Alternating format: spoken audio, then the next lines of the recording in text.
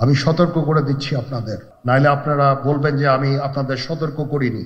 আপনারা যদি নিজেদের মধ্যে ভেদাভেদ ভুলে একসাথে কাজ না করতে পারেন, নিজেরা যদি কাদা ছোড়াছুড়ি করেন, মারামারি কাটাকাটি করেন, এই দেশ এবং জাতির স্বাধীনতা সার্বভৌমত্ব বিপন্ন হবে।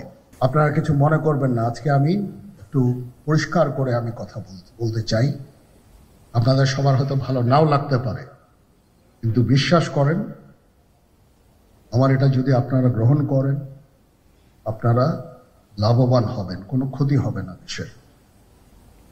আমার অন্য কোনো আকাঙ্ক্ষা নাই, আমার একটাই আকাঙ্ক্ষা, দেশ এবং জাতিটাকে একটা সুন্দর জায়গায় রেখে ছুটি করা। I had enough. Was last 7-8 months I had enough.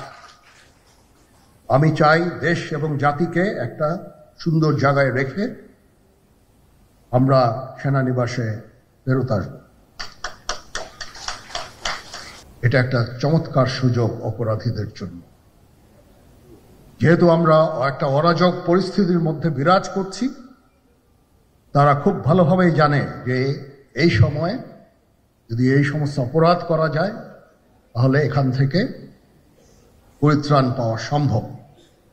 সেই কারণে এই অপরাধগুলো হচ্ছে। আমরা যদি সংগঠিত থাকি, একত্রিত থাকি, তাহলে অবশ্যই এটা সম্মিলিতভাবে মোকাবেলা করা সম্ভব হবে। এই দেশের শান্তি শৃঙ্খলা রক্ষার দায়িত্ব খালি সেনাবাহিনীর না। 2 লক্ষ পুলিশ আছে, বিজিবি আছে, র্যাব আছে, আনসার ভিডিপি আছে, আমার আছে হচ্ছে 30,000 সৈন্য।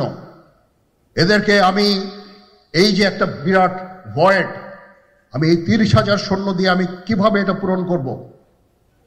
30,000 থাকে, আবার 30,000 চলে যায় ক্যান্টনমেন্টে, আরো 30,000 আসে।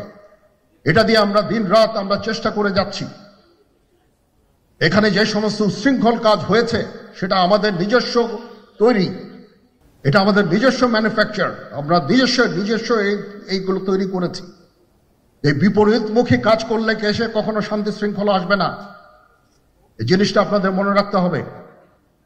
আজকে যদি আমার যে উপদেশ আমি কিছু দিয়ে যাব, সেটা যদি আপনারা গ্রহণ করেন, আপনারা লাভবান হবেন, আমি এটা আপনাদের নিশ্চিত করছি।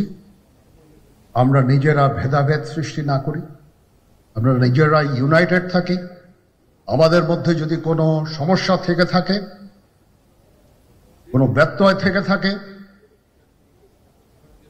কোনো গ্রিভান্সেস থেকে থাকে, সেটা আমরা আলোচনার মাধ্যমে সমাধান করব।